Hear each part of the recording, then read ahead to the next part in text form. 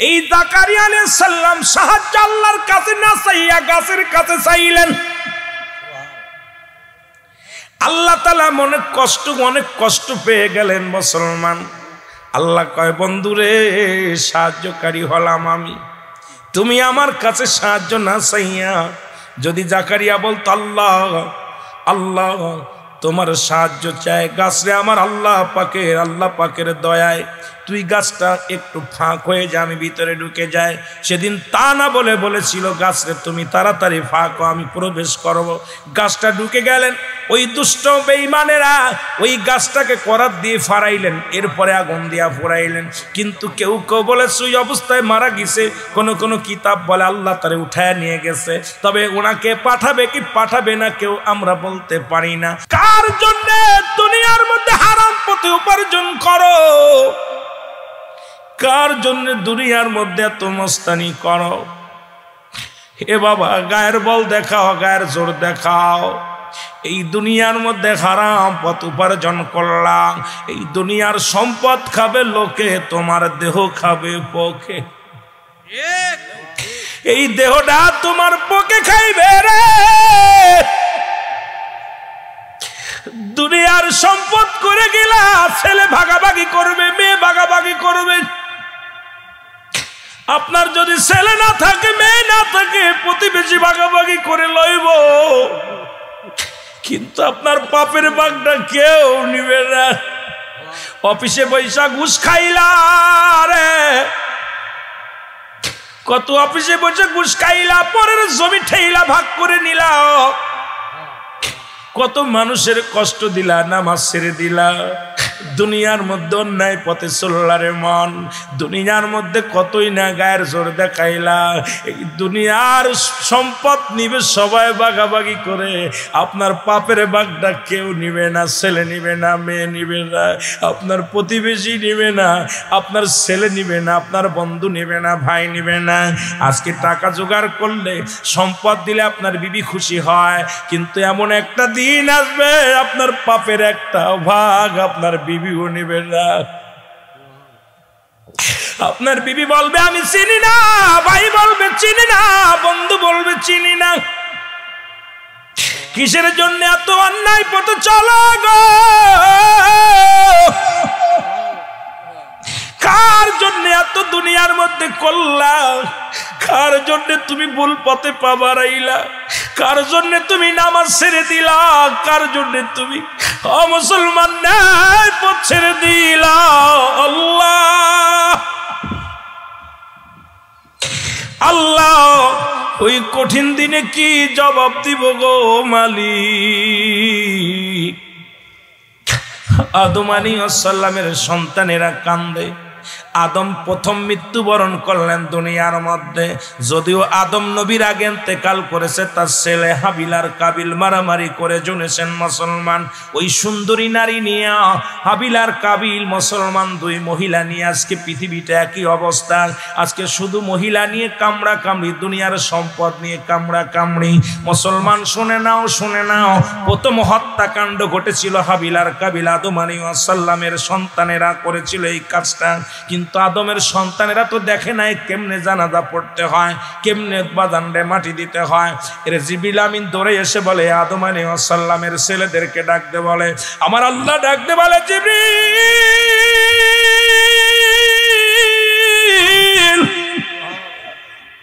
আমার আদমের গা থেকে জান্নাতি পোশাক খুলে নিয়েছিলাম রে, আমার আদমের গায়ের পোশাক আমি খুলে নিয়েছিলাম।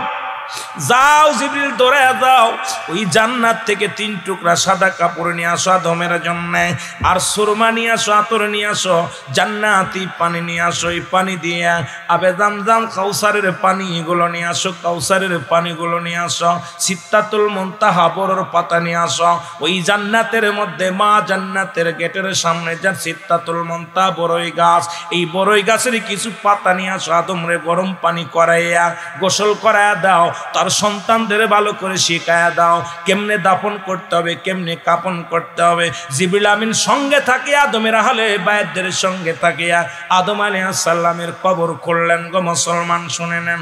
এবার শীশ আলাইহিস সালামকে দোয়া শিখায়া দিলেন, জানাজার নিয়ম শিখায়া দিলেন। হুজুর এইভাবে জানাজা পড়তে হবে, এইভাবে নিয়ত করতে হবে। আদম আলাইহিস সালামের জানাজা পড়েছিলেন শীশ আলাইহিস সালাম, অসংখ্য ফেরেশতা ছিলেন জানাজায়। আর আদম আলাইহিস সালামের 40,000 উম্মতের মধ্যে রে মুসলমান যারা ছিলেন পৃথিবীর মধ্যে পুরুষ জাতি সবাই জানাজায় শরীক হয়েছিল রে মুসলমান। এই দুনিয়া থেকে আদম নবী বিদায় হয়ে গেছে। শীশ আলাইহিস সালাম ডাক দিয়ে বলে, আমার কওমের লোকেরা শোনো, বাবা যেমনি বিদায় নিছে এমনি তোমাদেরও নিতে হবে, আমাদেরও নিতে হবে। সুতরাং দুনিয়ার জিন্দেগি ছেড়ে দাও, ছেড়ে দিয়ে আমার মাওলার বন্দেগিতে শুরু করে দাও রে মুসলমান। সেই আদম থেকে শুরু করে যারা বছরকে বছর দুনিয়ার মধ্যে জিন্দা ছিল রে মুসলমান, সবাই দুনিয়া থেকে চলে গেছে। এই জন্য পৃথিবীর মধ্যে 1 নম্বর বিপদ হলো মানুষের মরণ। এ মুসলমান, আল্লামা মুফতি আমজাদ আলী সাহেব একটা কিতাব লেখলেন, কিতাবের নাম বারে শরিয়াত। এই কিতাবের মধ্যে উনি লিখতে যা বললেন, দুনিয়ার মানুষ শোনো, কোন মানুষ যখন মারা যায় 70টা তাজা উটের গায়ের চামড়া জবাই না করে উল্টো দিকে টান দিয়া লবণ আর মরিচ লাগা দিলে যতটুক যন্ত্রণা হয়,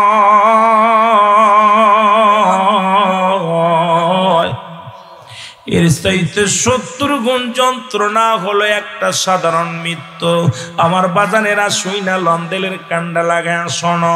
এখন আমরা ও মুসলমান যারা মরণকালে পায়খানা করে দেয়, যারা মরণকালে প্রস্রাব করে দেয়, যারা মরণের সময় চোখ দুটি বড় বড় হয়ে যায়, অনেকের মরণের সময় জিহ্বা বাইর হয়ে যায়, তাদের মরণটা কত কঠিন হয়। কত মানুষের জানাজা পড়াইলা রে, কত মানুষের দাফন করাইলা, কত মানুষের কবরে শোয়াইলা, কত মানুষের গোসল করাতে যায় দেখছো পায়খানা করে দিছে, প্রস্রাব করে দিছে। মুসলমান, একদিন আপনাকে আমাকেও দুনিয়া থেকে বিদায় হয়ে যেতে পারে। আল্লাহ, ওই মরণের সময় আমাদের ইমানটাকে তুমি মজবুত করে দিও, নসিবে কালেমা উঠায়া দিও। আর মরণের সময় রাসূলে পাকের চেহারা মুবারক কায়না বানায়া দিও। জোরে জোরে চিল্লায়া বলা যাবে না মারহাবা। যে কথা বলতেছিলাম রে, 1 নাম্বার হলো মরণ। একজন ব্যক্তি এখনো জান্নাতের মধ্যে আছে, জীবিত, নাম হলো, এই পৃথিবীর মধ্যে 4 জন নবী জীবিত আছে। আমি প্রায়টা আলোচনার মধ্যে বলি। তার 1 নাম্বার হলো হযরত ইদ্রিস আলাইহিস সালাম, যিনি আছে পাহাড়ের দায়িত্বে। জোরে বলেন মারহাবা। এই যে আপনাদের সোনারো ঘাটে পাহাড়গুলো আছে, শ্রীমঙ্গলে পাহাড় আছে, এই পাহাড়ের দায়িত্ব হলো হযরত ইদ্রিস আলাইহিস সালামের। নাম কি? জোরে চিল্লায় বলেন নাম কি? হযরত ইদ্রিস আলাইহিস সালাম। 4 জন নবী এখনো জিন্দা, ভালো করে লেখে নেন রে মুসলমান। অনেকে আমার নবী কিন্তু শেষ নবী রাহমাতাল লিল আলামিন। এখনো 4 জন ব্যক্তি নবী দুনিয়ার মধ্যে জিন্দা আছে, তাদের মরণ হয় নাই রে মুসলমান। কিয়ামত পর্যন্ত তারা জিন্দা থাকবে। তাদের মধ্যে একজন নবীর নাম হলো হযরত ইদ্রিস আলাইহিস সালাম, যিনি হলো পাহাড়ের দায়িত্ব আছে। 2 নাম্বার পানির দায়িত্ব আছে হযরত খিজির আলাইহিস সালাম। 3 নাম্বার মুসলমান এখনো জান্নাতের মধ্যে আছে একজন নবী, যার নাম হলো হযরত বাজান রে ইদ্রিস আলাইহিস সালাম। ইলিয়াস আলাইহিস সালাম হলো পাহাড়ের দায়িত্ব, ইদ্রিস আলাইহিস সালাম আছে জান্নাতের মধ্যে। আমার বাজানেরা আরেকজন নবী আমার নবীর উম্মত হয়ে আসবে, এই নবীর নাম হলো হযরত ঈসা ইবনে মরিয়ম, হযরত ঈসা আলাইহিস সালাম। জোরে জোরে বলেন মারহাবা। আরেকজন নবীর কথা উল্লেখ করে গো, সেই নবীর নাম হলো হযরত জাকারিয়া আলাইহিস সালাম, কিন্তু তাকে তো গাছের মধ্যে সাহায্য মাদান রে জাকারিয়া আলাইহিস সালামের ছেলের নাম ইয়াহিয়া। এই কথাগুলো বলতে গেলে সময় লাগবে আমার, যেহেতু আমি ওদিকেও যেতে পারবো না রে মুসলমান। কবর আসরের দিকে যাইতে যায় আর ইয়াহিয়ার দিকে যাইতে পারতাম না। আল্লাহর নবী আল্লাহ পাক দুনিয়ার মধ্যে হযরত বাজান রে ওই কোথায় ও মুসলমান শোনো, জাকারিয়া আলাইহিস সালামের কোনো ছেলে মেয়ে হয় না, বয়স হয়ে গেল অনেক দিন, অনেক লম্বা বয়স, বুড়া হয়ে গেছে, বয়স দাড়িগুলো পেকে গেছে, পিঠটা এখন কোজা হয়ে গেছে। একদিন হযরত জাকারিয়া আলাইহিস সালাম ডাকতে বলে, আমার প্রভু এই দুনিয়ার মধ্যে আমার একটা জানাজা পড়বে, আমারে মাটি দিবে এমন একজন আওলাদ আমারে দাও। আল্লাহ কয় জাকারিয়া রে তোরে আমি আওলাদ দিব, তো এখন তোর বয়স শেষ, এখন এতদিন চালি না কেন? এতদিন যখন যৌবন ছিলি তোমার বিবি তো যুবতী ছিল, তুমি যুবক ছিলা, একদিনও তো আমার কাছে চাইলা না। জাকারিয়া কয় আল্লাহ গো আমি তাকায়া দেখলাম মারা গেলে কে আমার খাটে খানা ধরবে, কে আমার জানাজা পড়বে, কে আমার দোয়া করবে। আল্লাহ কয় জাকারিয়া রে সম্ভব, যেহেতু বুড়া হয়ে গেছ, এত বয়স হয়ে গেছে, একটা সন্তান তোমারে দিব, টেনশনের কোনো কারণ নাই। তবে 3 দিন 3 রাত পর্যন্ত কোনো আপান আহার করবা না, কিছু খাবা না, এই 3 দিন তুমি অনাহারে থাকবা। জাকারিয়া আলাইহিস সালাম অনাহারে থাকলেন, এই 3 দিনের মধ্যে কোনো খানা খাইলেন না। স্ত্রীর কি হসলেন, ইতু স্ত্রী মুসলমান শোনেন, হায়াত আসলেন। এরপরে দুজনের মিলন হলো। আল্লাহ তাআলা শেষ বয়সে আছে হযরত ইয়াহিয়া আলাইহিস সালাম এই জগতের মধ্যে জাকারিয়া আলাইহিস সালামের তরফ থেকে রে মুসলমান আল্লাহ তারে একটা সন্তান দান করলো। জোরে জোরে চিল্লা বলা যাবে না মারহাবা। বন্ধুরা আমার শুনে নাও গো, এই 4 জন নবী দুনিয়ার মধ্যে জীবিত আছে, কিন্তু আজরাইল আলাইহিস সালামের মৃত্যুর স্বাদ একবার পেয়েছে, তার নাম হলো হযরত ইদ্রিস আলাইহিস সালাম। আল্লাহ ডাকতে বলে বন্ধু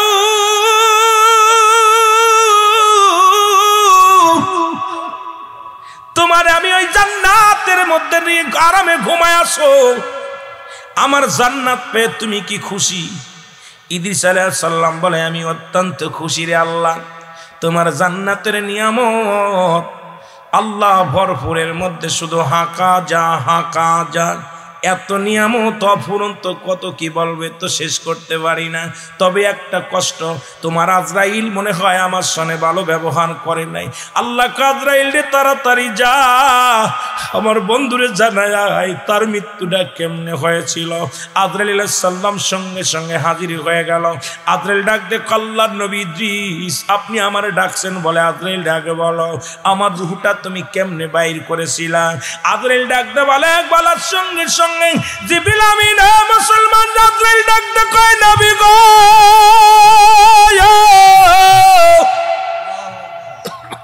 এই পৃথিবীর মধ্যে আমি সবার রূহটা বাইর করার জন্য জমিনের মধ্যে আসি না, একমাত্র আল্লাহর মাহবুব বান্দাদের রূহটা বাইর করার জন্য আমি জগতের মধ্যে আসি। আমি এত বড় দান,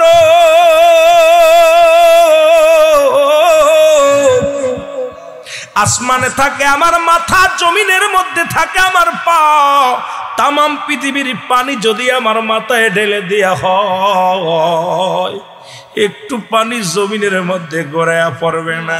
আমি এত বড় দানব। যেই জন্য শুনে নাও, জাহান্নামীদের রূহটা যখন বাইর করি আমি আসমান থেকে এমন একটা ধমক মারি, একদমকে তার কলিজাটা ফেটে যায়, প্রাণটা ফেটে যায়। এই দুনিয়ার মধ্যে কঠিন মৃত্যু তাদের হয়।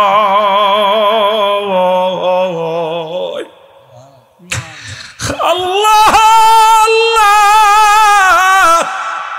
আর যারা ইমানদার যাদের জন্য জান্নাত আমি নির্ধারিত করে রাখছি, আমার আল্লাহ বলেন বিসমিল্লাহির রাহমানির রাহিম উইদ্দাত লিল মুমিনিন। আমি আল্লাহ মুমিন মুত্তাকিনদের জন্য প্রস্তুতি করে রাখছি 8টা জান্নাত। এই জান্নাতি কোনো মেহমানদের রূহটা যখন আমি বাইর করি গো নবী, তখন অত্যন্ত আনন্দ দিয়ে অনেক কষ্ট কম দিয়া তার মৃত্যুবরণ করায়। এরে আজরাইল ডাকতে আল্লাহর নবী ইদ্রিস ডাকতে বলে আজরাইল আগে বলো আমার রূহটা তুমি কেমনে বাইর করেছো গো? আজরাইল বলে হুজুর হুজুর মায়ের বুকে দুধ খাইতে খাইতে সন্তান যেমনি ঘুমায় যায়, আপনার শুধু বুকের উপরে হাতখানা রেখেছি, আপনাকে কোনো কষ্ট দিই না,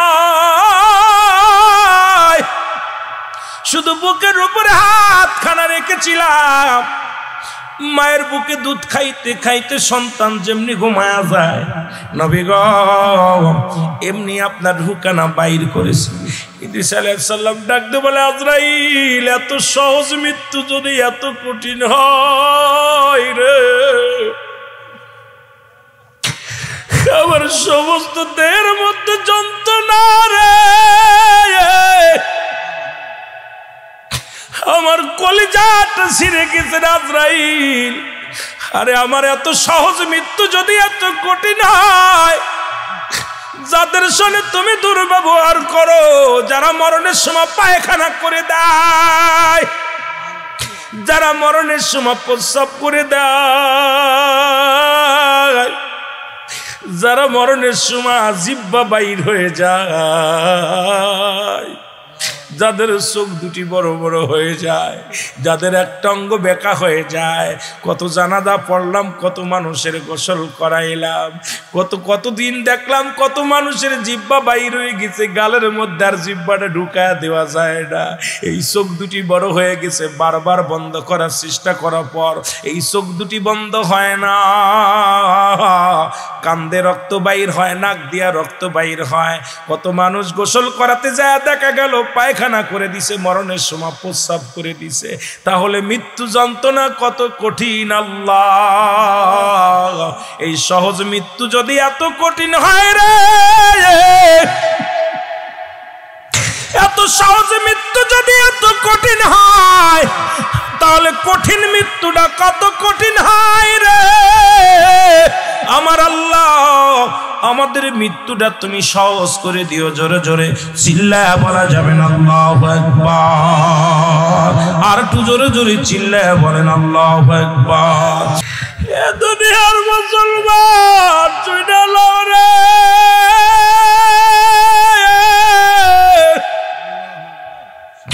কত রাজা, কত বাদশাহ, কত টাকাওয়ালা, কত বাড়িওয়ালা, ফিরাউন, নমরুদ, পৃথিবীর মধ্যে যারা খোদাই দাবি করেছিল কেউ নাই। এই সোনার ঘাটে যাদের ভয়ে থরথর করে মানুষগুলো কাঁপতো, আজকে তাদের কবর উপরে দিয়া পায়খানা করে, প্রস্রাব করে গরু ছাগলে। যাদের ভয়ে এলাকার মানুষ থরথর করে কাঁপতো, মোল্লাগের ভয়ে বিশ্বাসীরা, জদ্দারের ভয়ে বাদান মোল্লারা কাঁপতো, আজকে তাদের কবর উপরে দিয়া কুত্তা শেলে পায়খানা করে খেদানোর মানুষ নাই। এই খেদানোর মতো ক্ষমতা আল্লাহ তাদের দেয় নাই। এই 50 বছরের জিন্দেগি পাইয়া, 80 বছরের জিন্দেগি পাইয়া কত সুদ খাইলা, ঘুষ খাইলা, জিনা করলা, ব্যভিচার করলা, নাই করলা। একবার চক্ষু দুটি বন্ধ করে দেখো, তোমার একটা মিনিটের কোনো গ্যারান্টি দেওয়া সম্ভব নয়। 10টা মিনিট বাঁচবে এমন কোনো গ্যারান্টি নয়। তুমি সব কিছুর গ্যারান্টি দিতে পারো, তোমার গ্যারান্টি নাই। এই জন্য এত মস্তানি কোথা থেকে আসে রে মুসলমান? মরণের চিন্তা করার দরকার আছে কি না? এ মুসলমান গভীর মনোযোগ। নাম্বার 2 হলো মানুষের কবর, বিপদ হলো কবর।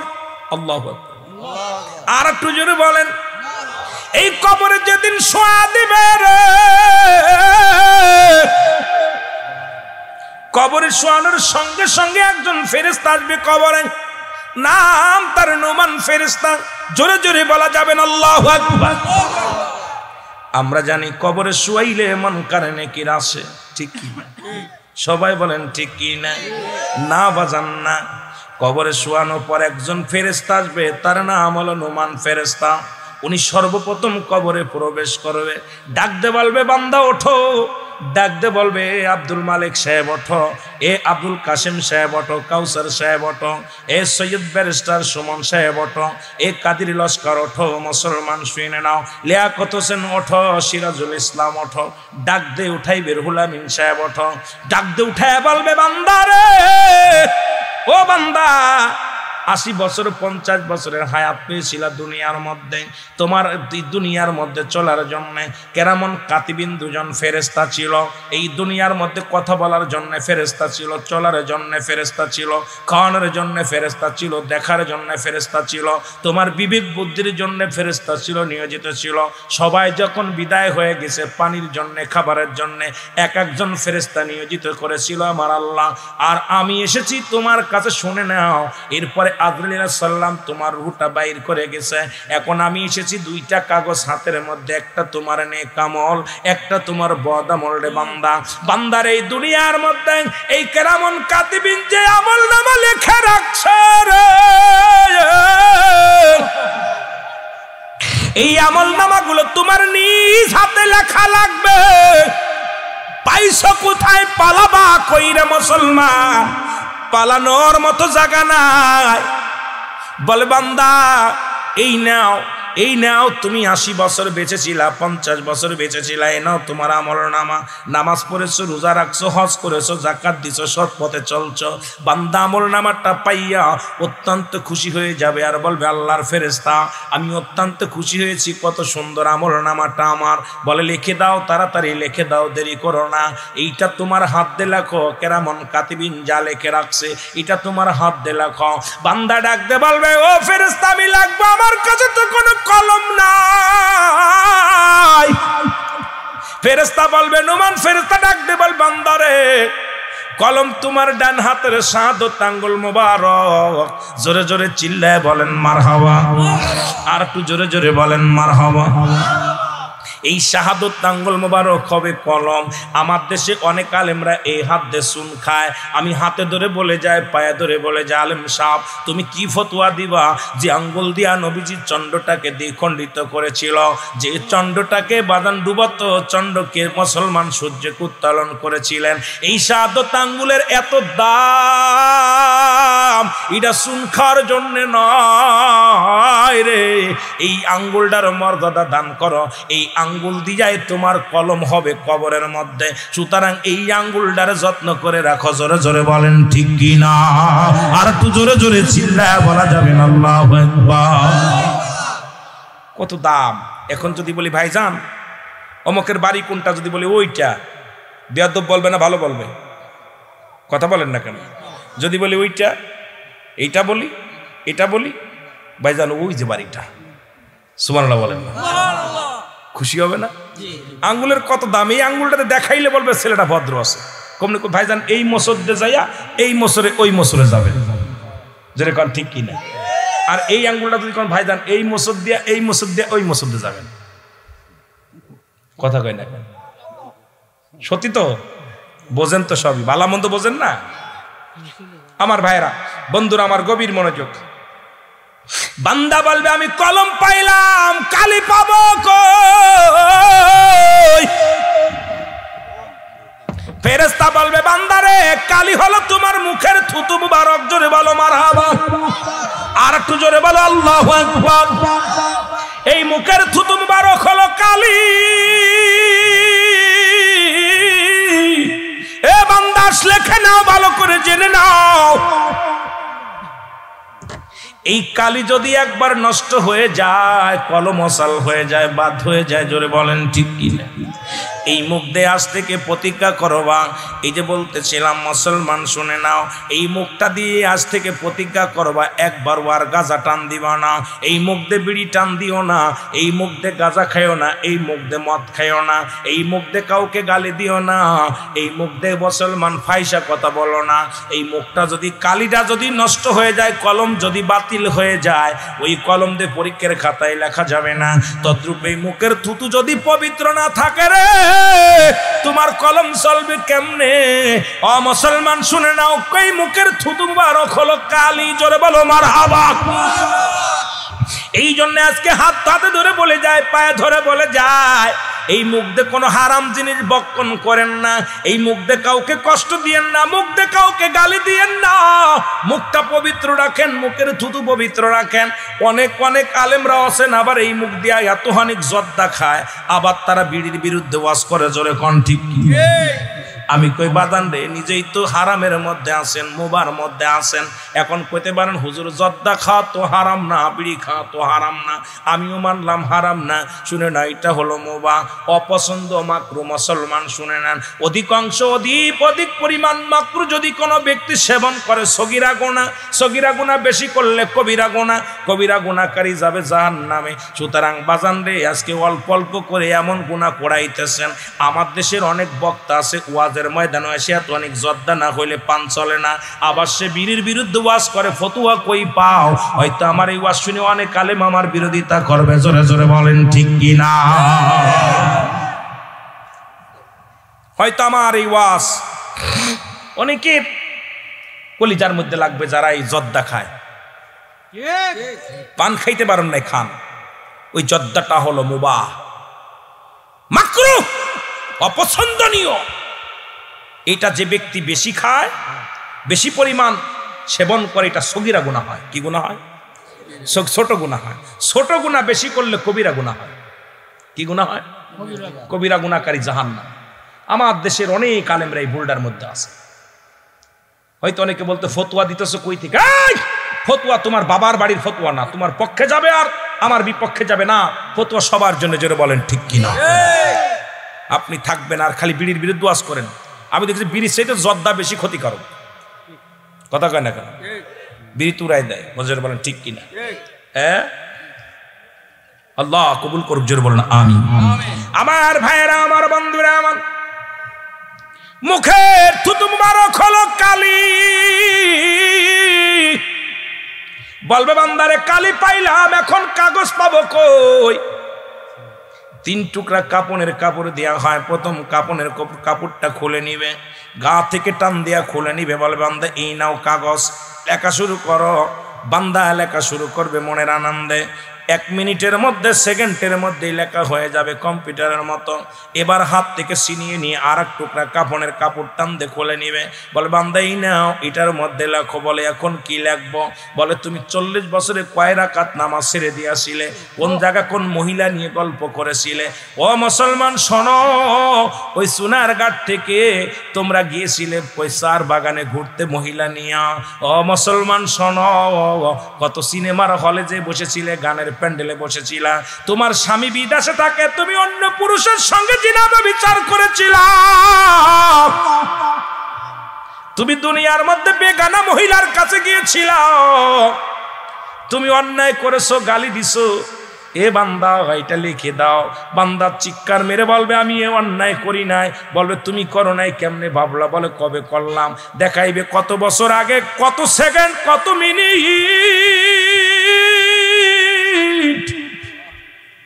কোন বছরে, কত সময়, কত সেকেন্ডে কোন অন্যায়টা করেছেন, ভিডিও প্লেস হবে। বান্দা দেখে মাথা নত করে কান বেড়া, বল ফেরেশতারা রে, আমার অন্যায় যদি দুনিয়ার মানুষ দেখে, আমার অপরাধ যদি দুনিয়ার আপনজন দেখে রে, আমি লজ্জিত হয়ে যাব। কয় লজ্জা পেয়ে লাভ নাই, তোমার আমলটা তোমার নিজ হাতে লেখা লাগবে। বান্দা লিখতে চাবে না, ডান দিকের মাটিগুলো বাম দিকে চাপ দিবে রে, ডান দিকের হাড্ডিগুলো বাম দিকে চলে যাবে, বাম দিক থেকে চাপ দিবে, বাম দিকের হাড্ডিগুলো ডান দিকে চলে যাবে। উপর থেকে মাটি দিয়ে চাপ দিবে, নিচের থেকে মাটিগুলো চাপ দিবে, হাড্ডিগুলো ভেঙে যাবে, পায়ের গোড়ের মাটিগুলো মাথার করে আসবে, মাথার মাটিগুলো পায়ের গোড়ে চলে যাবে। বান্দা এমন জোরে চিৎকার মারবে রে, এই দুনিয়ার সমস্ত মানুষগুলো, সমস্ত প্রাণী বুঝতে পায় কবরে আযাব, একমাত্র মানব এবং দানব বুঝতে পারে না কবরের আযাব রে মুসলমান। দিলের কান্ডা লাগে, শোনো গো, এই পৃথিবীর মানুষ যদি কবরে আযাব যদি একবার শুনতো, দুনিয়ার মানুষগুলো হার্ট ফেল করে মারা যেত। জোরে জোরে চিল্লায় বলা যাবে না মারহাবা। এই পৃথিবীর মধ্যে আসার একটা সিরিয়াল আছে, যার কোনো সিরিয়াল নাই রে। পৃথিবীর মধ্যে আসার একটা সিরিয়াল আছে, যার কোনো সিরিয়াল নাই। দেখা যায় দুনিয়ার মধ্যে দাদা জিন্দা, নাতি নাই, বাবা জিন্দা, সন্তান নাই, সন্তানের লাশ বাবার কাঁধে, বাবা আল্লাহ সন্তানের কাঁধে। এই দুনিয়ার মধ্যে সন্তানের লাশ যিনি কাঁধে নিছিলেন মুসলমান, সেই জানে সন্তানের লাশ কত ভারী। যে বাবার লাশ কাঁধে নিচে সেই সন্তান জানে বাবার লাশটা কত ভারী। এই পৃথিবীর মধ্যে লাশ বহনকারী যাত্রী জানে কত ভারী। মুসলমান, আজকে আমাদের আপনজন দুনিয়া থেকে বিদায় হয়ে গেছে। আল্লাহ আমাদের আপনজনদের কবরে আযাব তুমি মাফ করে দাও, জোরে বলেন আমিন। এ আমার ভাইয়েরা, আমার বন্ধুরা, আমার মানুষের মৃত্যু হয় দুইটা টাইমে গো। একটা হলো রাতের বেলা, একটা হলো দিনের বেলা। দুইটা টাইমে মানুষের মৃত্যু হয়, একটা হলো রাতের বেলা, একটা হলো দিনের বেলা। দিন শেষ করেছেন, মৃত্যুবরণ করেন নাই। রাত শুরু করেছেন, মৃত্যুবরণ করেন নাই। রাত শেষ করতে পারবেন এমন কোনো গ্যারান্টি নাই, এমন কোনো কুতুব নাই যে আমি আজকে রাত বেঁচে থাকবো, কেউ বলতে পারে না মুসলমান। কারণ এই দুনিয়ার মা ছেড়ে চলে যেতে হবে, এটাই স্বাভাবিক ব্যাপার রে মুসলমান। এখন আমার আল্লাহ পাক এই দুনিয়া থেকে যদি দুনিয়ার মধ্যে যত কীট পতঙ্গ বানাইলো,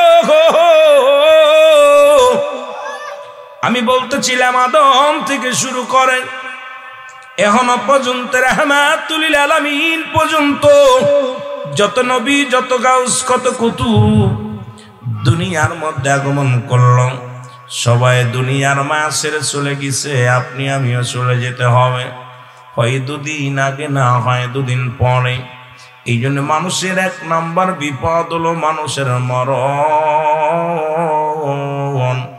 এই মরণের পেয়ালা পান করতে হবে, এর মধ্যে কোনো সন্দেহ নাই। জোরে জোরে চিল্লায় বলেন ঠিক কিনা।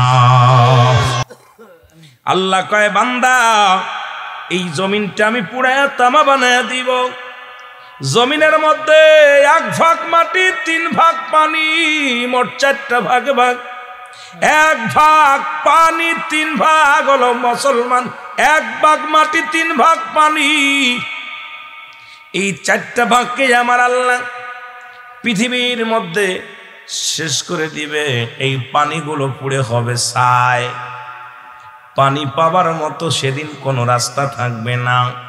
মোটো হাত উপরে যেদিন সূর্যোদয় হবে, মানুষের মস্তিষ্কগুলো গলে গলে জমিনের মধ্যে পড়বে। ইয়া সালিম, ইয়া সালিম বলে চিৎকার মারবে, নিরাপত্তা দাও আল্লাহ, নিরাপত্তা দাও। সেদিন আমার আল্লাহ নিরাপত্তা দিবেন, একটু পানিও পাওয়া যাবে না।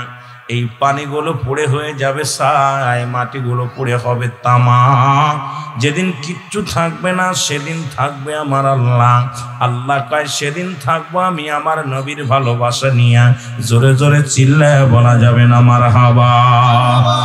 ওয়া মা আরসালনাকা ইল্লা রাহমাতাল লিল আলামিন।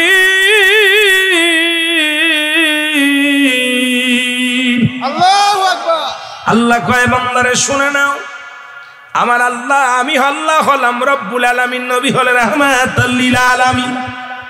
মারহাবা। তাম পৃথিবীর রহমত আমি নবীর দিলাম, সেই নবীর ভালোবাসা নিয়ে আমি থাকবো। আর নবীজি আছেন হায়াতি খৈরুল লাকুম। আমার নবী কয় আমার হায়াতের জিন্দেগিটা আমার উম্মতের জন্য কল্যাণ শুরু। শরীয়ত, তরিকত, হাকিকত, মারিফত যেদিকে তাকান সেদিকেই রহমতের নবী, নূরের নবী, রাহমাতাল লিল আলামিন। আমার নবী কয় ওয়াফাতি খৈরুল লাকুম, আমার ওয়াফাতটাও হলো উম্মতের জন্য কল্যাণ স্বরূপ। আমার নবীও দুনিয়া থেকে বিদায় হয়ে গেছে। আদম নবী 1000 বছর দুনিয়ার মধ্যে জিন্দা ছিল, সেও নাই, সেও দুনিয়া থেকে বিদায় হয়ে গেছে গো। আমার নবীর 60 বছরের জিন্দেগি এই দুনিয়ার মধ্যে আগমন করেছিল শরীয়তের জগতে। আমার নবী পর্দার আড়াল হয়ে গেছে। সুতরাং আদম থেকে শুরু করে কত মাখলুকাত দুনিয়ার মধ্যে আগমন করলো, সবারই দুনিয়া থেকে বিদায় হওয়া লাগলো। জোরে জোরে চিল্লা বলা যাবে না, ঠিক কি না? আদম নবী ইন্তেকাল করছে, 1000 বছর জিন্দা পরে আমার আল্লাহ ডাকতে বলে, আদম তোমার বয়স হয়ে গেছে, অনেক দিন তুমি দুনিয়ার মধ্যে জিন্দা, 100 জোড়া সন্তান আমি তোমারে দান করেছি, জোড়ায় জোড়ায় সন্তান দান করেছি। সুবহানাল্লাহ। একটা মাত্র বেজোর সন্তান, নাম তার শীষ আলাইহিস সালাম। জোরে বলা যাবে না মারহাবা? আর একটু জোরে বলা যাবে না মারহাবা? আদম নবী যখন ইন্তেকালের সময় আদম নবীর উম্মতের সংখ্যা ছিল 40,000। কত হাজার? জোরে বলেন কত হাজার? 40,000 উম্মত ছিল আদম আলাইহিস সালামের। আদম নবীর কাছে জিবরিল আমিন আগমন করেছে 12 বার। কয়বার? কতবার? 12 বার। যিনি আগের নবী, যিনি প্রথম মানুষ হলো আদম এবং হাওয়া, ঠিক কিনা? আদম এবং হাওয়া আলাইহিস সালাম দুনিয়ার মধ্যে প্রথম মানুষ, আবার প্রথম নবী, শরীয়তের জগতের নবী গো। আবার অনেক সুন্নি ভাইরা এই কথা শুনলে কষ্ট পায়, কারণ আদম নবীর যদি প্রথম নবী বলি ভুল হয়ে যাবেন। প্রথম নবী হলো রহমতের নবী, রাহমাতাল লিল আলামিন। তবে শরীয়তে আমার নবী আসমান জমিন যেদিন কিচ্ছু ছিল না, যখন আদম আলাইহিস সালাম কাদা মাটির মধ্যে, তখনও আমার নবী নবী ছিল। জোরে জোরে চিল্লায় বলা যাবে না মারহাবা? আর একটু জোরে জোরে চিল্লায় বলা যাবে না মারহাবা? একটু জোরে জোরে চিল্লায় বলেন আল্লাহু আকবার। আমার ভাইরা, আমার বন্ধুরা, আমার গভীর মনোযোগ। আদম নবীর কাছে জিবরিল আমিন এসে বলেন, সালাম দিলেন। আদম আলাইহিস সালামের বংশের এভাবে বসে আছেন। আদম নবী জিবরিলকে দেখেই চিনে ফেলেছে। আল্লাহর নবী জিবরিল আদম আলাইহিস সালাম বলে, আমার বিবি হাওয়াকে ডাক দে, বলে বিবি গো, তোমার আহলে বায়তদেরকে নিয়ে একটু বাইরে যাও, আমার মেহমান আসছে, কথা বলবো। জিবরিল আমিন প্রবেশ করলেন ঘরের মধ্যে, সালাম বিনিময় করলেন আদম আলাইহিস সালাম। আদম আলাইহিস সালামকে সালাম বিনিময় করলেন জিবরিল আমিন। আদম নবী ডাকতে বলে, জিবরিল হঠাৎ আগমন কিসের জন্য বলো? বলে হুজুর, এই দুনিয়ার জিন্দেগি আপনি অনেক দিন কাটাইলেন, জান্নাত থেকে আসা পর 1000 বছর পার হয়ে গেল নবী গো। এখন আপনার মৃত্যুবরণ করা লাগবে, রুহটা যে দেওয়া লাগে। জোরে বলেন না মারহাবা? মরার ওয়াজ শুনে নাও বাবা। আদম নবী বড় চিন্তিত হয়ে গেলেন। বলে আদম বলতেছেন, আদম ডাকতে বলে, আজরাইল আমারে নিয়ে যাবা, কোনো টেনশন নাই, কোনো চিন্তা নাই। তবে আমিও বড় আল্লাহর প্রেমে পাগল হয়ে আসি, আল্লাহর মাহবুবের প্রেমে আমি মাশগুল হয়ে আসি। তবে আমি আল্লাহ পাকের সঙ্গে যে ভুলটা করেছি, বড় চিন্তিত হয়ে আসি। আমার আল্লাহ আমার সঙ্গে কি রকম আচরণ করবে আমি জানি না। আমার আল্লাহর কাছে যাইতে বড় শরম লাগে, আল্লাহর কাছে কিছু চাইতেও শরম লাগে, যে আমি যে নিজের ভুল নিজে করেছি। আল্লাহ ও আমার আল্লাহ, এখন আজরাইল আলাইহিস সালাম জমিনের মধ্যে আগমন করেছে। আল্লাহ আমাকে তুমি নিয়ে যাবা, আমার দুঃখ নাই, কোনো দুঃখ নাই আল্লাহ। তবে যাবার আগে আমি একটু জান্নাতি কিছু ফল খাইতে চাই। জোরে বলেন মারহাবা? জান্নাতি ফল খেতে চাই, আনার ফল খেতে চাই। আর ফল আল্লাহ দান করেছে। আল্লাহ বলে, আল হাব্বুল আসবি ওয়ার রাইহান ফাবিআইয়া আলাহি রাব্বিকুমা তুকাজ্জিমান। জোরে বলেন মারহাবা? আর একটু জোরে। দুনিয়ার মধ্যে যত ফল আমি আল্লাহ দান করেছি, প্রতিটা ফলের উপরেই কাবাল লাগাইছি, খোসা লাগাইছি। প্রতিটা ফলের উপরে কি লাগাইছি? জোরে বলেন কি লাগাইছি? আমার ভাইরা, আমার বন্ধুরা, আমার এই ফলগুলো জান্নাতের মধ্যে অফুরন্ত ফল আছে, ফুল আছে জান্নাতের মধ্যে। আদম আলাইহিস সালাম, হাওয়া আলাইহিস সালাম যখন জান্নাতের মধ্যে ছিলেন, তখন অনেক ফলমূল খেয়েছেন। আল্লাহকে আমি বান্দার জন্য এই নিয়ামত পাঠাইলাম, সেই নিয়ামত আমার সাথে পড়েন বিসমিল্লাহির রাহমানির রাহিম ওয়াল হাব্বু জান্নাসু ফিহি ওয়ার রায়হান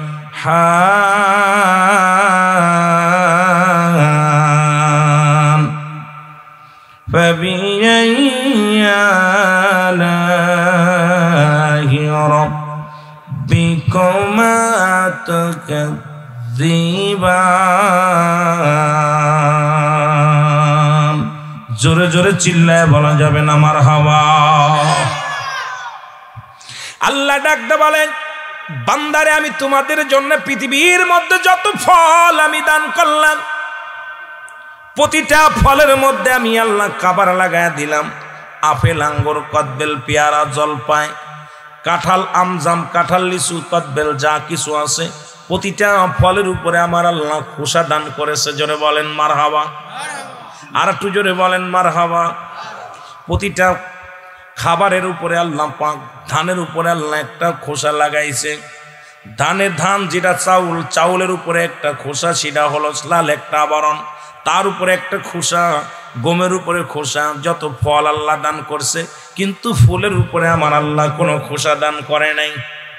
আল্লাহ বলেন, বান্দারা দুনিয়ার মধ্যে যত ফল আমি দান করলাম, প্রতিটা ফলের উপরে আমি আল্লাহ কাবার লাগাই দিলাম, খোসা লাগাই দিলাম। কারণ আমার বান্দা এটা খাবে যাতে করে ফলের মধ্যে কোনো পয়জন না ঢোকে, ফলের মধ্যে কোনো বিস্ফোরক না হয়। ওই ফলটা বান্দা খাবে, বান্দার দেহে বল হবে, বান্দার মনটা ভালো থাকবে, গায়ে শক্তি পাবে, আমি আল্লাহর জিকির করে মজা পাবে, সালাত আদায় করে নামাজ পড়ে সব দিক থেকে মজা পাবে। আর এই ফুলের উপরে আমি কোনো খোসা দিই নাই। এই ফলটা যখন ফুটে ওঠে, বনের ভিতরে ফুটে ওঠে, সঙ্গে সঙ্গে এই ফুলের ঘ্রাণটা বান্দার নাকের মধ্যে যায় লাগে, বান্দার ফল খায় দেহের মধ্যে বল ভরে। আর এই ফুলের সুবাস ঘ্রাণটা যখন নাকের মধ্যে লাগে, বান্দার দেহটা সজীব হয়ে যায়, বান্দার মন ভালো হয়ে যায়, আমি আল্লাহর ইবাদত করে তারা শান্তি পায়। জোরে বলেন মারহাবা। আল্লাহ কত ভালোবাসে, আল্লাহ বান্দারে কত ভালোবাসে, খেয়াল করছেন? কিন্তু আজকে সেই বান্দাগুলো কত বড় বদ। এ বান্দাই ফলের মধ্যে ফরমালিন, মাছের মধ্যে ফরমালিন, কথা কয় না, যে সবজির মধ্যে ফরমালিন। গত সপ্তাহে দেখলাম ঢাকা শহরে সবজি বিক্রি করে, এক সপ্তাহ আগে যে সবজি কিনে রাখছে পানির মধ্যে ভিজায় আর তাজা হয়ে যায়, এরকম তরতাজা হয়ে যায়। যে ফল জীবনে পাকে না, ঘন্টার ভিতরে পাকানো হয়ে যায়। যে ফল দুদিন একদিন রাখলে নষ্ট হয়ে যায়, সেই ফল বছরকে বছর রাখছে, সেই ফল নষ্ট হয় না। কারণ বান্দার দেহের মধ্যে বান্দাকে মারার একটা বিস্ফোরক করে করতেছে বাংলাদেশের মানুষ। শুধু বাংলাদেশ নয়, বহির্বিশ্বের সমস্ত মানুষগুলো। এই জন্য মানুষ হত্যা করা মহাপাপ। অনেক ব্যবসায়ী কিয়ামতের ময়দানে নামাজ পড়েও জাহান্নামে যাবে, অনেক ব্যবসায়ী জাহান্নামে যাবে। তারা সালাত আদায় করবে, হজ করবে, নামাজ পড়বে, পৃথিবীর মধ্যে কুরবানি দিবে, কিন্তু মানুষ মারার কারখানা যারা তৈরি করেছে, যে সমস্ত খাবারের মধ্যে বিষাক্ত দেয়, ফরমালিন দেয়, আল্লাহর কসম করে বলি এই মানুষ হত্যা মহাপাপ। এই মানুষের দেহে রোগ জমানোর জন্য এই সমস্ত অসাধু ব্যবসায়ীরাও দায়ী। জোরে বলেন ঠিক কিনা? আমার ভাইরা, আমার বন্ধুরা, আমার আদম আলাইহিস সালাম বলে সন্তানদের, ও আমার ছেলেরা, তোমরা আমার জন্য কিছু ফল আনো, আমার জান্নাতি ফল খাইতে পরানে চায়। নেওয়া ফল, জান্নাতি নেওয়া ফলটা আমি খাবো, জান্নাতি নিয়ামত আমি খাবো। সন্তানেরা চলে গেলেন, বাজারে চলে গেলেন ফল আনতে। কোথায় পাবে ফল? কোথায় পাবে? আব্বা জান ফল চেয়েছে আব্বার জন্যে, ফল কোথায় পাবো? আদম আলাইহিস সালামের সন্তানেরা ফলের সন্ধানে বাইরে হয়ে গেলেন, কোথাও ফল পায় না। শীস আলাইহিস সালাম এসে গেলেন, আব্বা জান আপনি একজন নবী, আপনি পৃথিবীর মধ্যে প্রথম মানুষ, পৃথিবীর মধ্যে একমাত্র প্রথম মানুষ হলেন আপনি আদম আলাইহিস সালাম। ও আমার আব্বা জান, আর এই পৃথিবীর মধ্যে প্রথম নবী একমাত্র আপনি হলেন প্রথম নবী। সুতরাং আপনি যদি আমার আল্লাহর কাছে চান, এই দুনিয়ার কোনো জায়গা ফল মিলবে না। আমার আল্লাহর কাছে চাইলে জান্নাতি ফল গুনাইলে আপনার সামনে হাজির করে দিবে জিবরিল আমিন। একবার মাওলার কাছে সে দেখেন, জোরে জোরে চিল্লায় বলো মারহাবা। শীশ আলাইহিস সালাম ডাকতে বলতেছেন, আমি এই জন্য মরণের ওয়াজ করতে যে আদমের কাছে চলে গেলাম, কারণ আদমের মৃত্যুবরণ করা লাগছে। এই জন্য কথাটা বুঝতে যেতে পারেন, এই জন্য আমি এদিকে আগাইলাম। আদম নবী ডাক দিয়ে বলেন, বাবা শীষ, আমি তো তোমারে আমার প্রতিনিধি হিসেবে তোমারে আমি চেয়ারের মধ্যে দিয়ে যাব। আমি তোমার আমার দায়িত্ব বুঝে দিছি, আমার পরের নবী হলো তুমি। সুবহানাল্লাহ বলেন না? আমার পরের বাজান তুমি হলে নবী। আমার এই চেয়ারখানা যখন খালি হয়ে যাবে তুমি বসবা। বাবারে, আমার আল্লাহর কাছে চাইতে বড় লজ্জা লাগে। ওই জান্নাতের মধ্যে তোমার আব্বার তোমার মা যখন আমরা দুজন ছিলাম, কত ফল কত খেয়েছি, আল্লাহর নিয়ামতগুলো খেয়েছি। এরে আমি ভুল করেছি, এই দুনিয়ার জগতে আমার আল্লাহ পাঠাইছে, আমার লজ্জা লাগে এখন জান্নাতি ফল চাইতে। আমার আল্লাহর কাছে চাবো আমি কোন মুখ নিয়ে? কারণ আমি তো অপরাধী, আমি বড় অপরাধী। জোরে কোন মুখ নিয়ে চাবো? বাবা শেষ, এর চাইতে তুমি চাও তোমার আল্লাহ দিবে। শেষ বলে, আব্বা আপনি থাকলে আমি চাবো কেমনে? কয় বাবা তুমি চাও, কারণ আমার আল্লাহ শুভ সংবাদ দিছে, আমার পরের দায়িত্ব তোমার দেয়া হবে। এই 40,000 উম্মতের দায়িত্ব আমি আদম তোমার হাতে দিয়ে গেলাম। আমি জীবিত থাকতে 40,000 উম্মত আমার, এই 40,000 উম্মতের দায়িত্ব আমি আদম আলাইহিস সালাম বাবা শীষ তোমার হাতে অর্পণ করে গেলাম। জোরে বলেন মারহাবা। আদম নবী শীষ আলাইহিস সালাম চাইল, আল্লাহ আমার আব্বা ফল খাইতে চাইছে, তুমি ফল দাও। আল্লাহ কয়, শীষরে তুমি হাত উঠাইছো আমার কাছে, একটু দেরি নাই, জিবরিল আমিন দৌড়ে যাও। এরে আমার নবী আদম নবীর পক্ষ নিয়ে কলিজার টুকরা সন্তান, কলিজার টুকরা সন্তান শীষ আলাইহিস সালাম আমি আল্লাহর দরবারে দরখাস্ত করছে, আমি আল্লাহ দেরি করতে পারি না, তাড়াতাড়ি যাও জান্নাতের মধ্যে। নেয়া ফল তো নিবাই নিবা, জান্নাতি ফলগুলো নিয়ে আমার আদমের সামনে ঝাঁকা ভরে নিয়ে যাবা, যত খুশি তত খাবে। আমি আদমের উপরে রাগ করে রাই নাই, আমি আমার আদমরে প্রচন্ড ভালোবাসি, আদর করে তারে বানাইলাম। আদম তো নিজেই যে ভুল করার পরে আদম নবী শুধু কান্দে আর বলে, রব্বানা ও আমার রব জালামনা আনফুসানা ওয়া ইল্লাম তাগফির লানা ওয়া তারহামনা লানাকুনান্না মিনাল খাসিরিন। জোরে জোরে চিল্লায়া বলা যাবে না মারহাবা। রব্বানা আমার রব, হে আমার রব, হে আমার প্রতিপালক, এ আমার আল্লাহ, এ আমার পরওয়ারদিগার আলম, তুমি আমারে মাফ করে দাও, আমি ভুল করেছি, আমারে তুমি ক্ষমা করে দাও। জোরে জোরে চিল্লা বলা যাবে না মারহাবা। রব্বানা, হে আমার রব, হে আমার প্রতিপালক, রব্বানা গো, হে আমার রব, তুমি আমারে ক্ষমা করো। জোরে বলেন মারহাবা, আরো জোরে বলেন জালামনা, আমি জালিমদের অন্তর্ভুক্ত হয়ে গেছি। আহা, হে মুসলমান, আদম নবী কাঁদতেছে, আল্লাহ আদম তোমার উপরে আমি রাজি, তোমার উপরে খুশি, আমি তোমার জন্য অফুরন্ত ভান্ডার পাঠায়া দিলাম। আদম আলাইহিস সালামের জন্য ফলের জাকা পাঠায়া দিলেন। জিবরিল আমিন নিয়ে যখন আসলেন, আল্লাহ ডাক দিয়ে বলে, জিবরিল দাঁড়াও, তুমি জান্নাত থেকে ফল নিয়ে যাও। যাবার আগে একটা দায়িত্ব আমার আদমের বাদ রয়ে গেছে। আমার আদমের 100 জোড়া সন্তান, সবারই বিয়ে শাদী হয়ে গেছে, সবাই তো শাদী করেছে, সবার তো ছেলে মেয়ে আছে, নাতিপুতি আছে। আদম আলাইহিস সালামের অনেকগুলো নাতিপুতি। এখন শোনো, যাবার আগে আমার আদমের একটা ছেলে এখনো অবিবাহিত আছে। সুবহানাল্লাহ বলেন না? নাম কি? জোরে কর না, নাম কি? শীষ আলাইহিস সালাম এখনো অবিবাহিত আছে। আমি তার জন্য কোন পৃথিবীর কোন নারী বরাদ্দ করি নাই। আর তিনি পৃথিবীর মধ্যে আগমন করে আমি আল্লাহকে এত ভালোবাসে, আমার নবী আদমকেও অনেক ভালোবাসেন সন্তানের চাইতে, আর আদম নবী তার খেলাফত তারে দিয়া দিছে, নবুয়াতি তারে দিয়া দিছে। আল্লাহ খুশি হইয়া, আমি আল্লাহ খুশি হইয়া শীষকে মনোনীত করেছি, আদমও মনোনীত করেছে। সুতরাং শীষের জন্য কোনো দুনিয়ার মেয়ে বরাদ্দ করি নাই। আমি জান্নাত থেকে সুন্দরী হুর নিয়ে যাও, আমার আদমের সন্তান ওই শীষ আলাইহিস সালামের সঙ্গে হুরের বিয়ার আয়োজন করো। জোরে বলেন মারহাবা। খুশি হন নাই? মনে হচ্ছে আপনারা হুর পাইতে, হুর আপনারাও পাবেন। যে নারীগুলো, যে পুরুষগুলো তার সতীত্ব রক্ষা করে ইমানের পর ইন্তেকাল করবে, ইমান নিয়ে কবরে যাবে, আমার আল্লাহ ওই আপনার আমার জন্য 70টা করে হুর রাখছে। জোরে বলেন মারহাবা। কয়টা? কয়টা? একটা বউ দিব না, 70টা দিব। আর সে দুনিয়ার এই হুর না, দুনিয়ার একটু সুন্দরী চেহারা দেখলে আলতা লিপস্টিক আর ওই আটা ময়দা মেখে একটু সুন্দরী হয়েছে, এর জন্য আপনারা পাগল। আর ওই জান্নাতের ভিতরে যে হুরগুলো আপনাদেরকে দিবে, যারা শরীয়তের বিধান মেনে, ইসলামের বিধান মেনে আল্লাহর ইবাদত বন্দেগী করে যাবে, ইমানটা রেখে রাসূলুল্লাহর প্রতি ভালোবাসা রেখে যে ইন্তেকাল করবে, ওই ব্যক্তির জন্য 70টা করে বরাদ্দ রাখছে হুর। আর ওই হুরের একটু কেনি আঙ্গুল যদি দুনিয়ার মধ্যে দেখাইতো, তাহলে দুনিয়ার আলো বাতাস হার মেনে যেত। আপনারা কি জান্নাতি হুর চান? চান কি চান না? কেডা কেডা চান? একটু হাত তুলেন। নারে তাকবীর। অনেকে হাত উঠাই নাই, আর অনেকে অল্প একটু উঠাইছে। হুর চান না? কথা কয় না কেন? এখনকার যুগে একটা ভালো মেয়ে হলে স্যান্ডেল ক্ষয় করে ফেলেন, হাত নামান।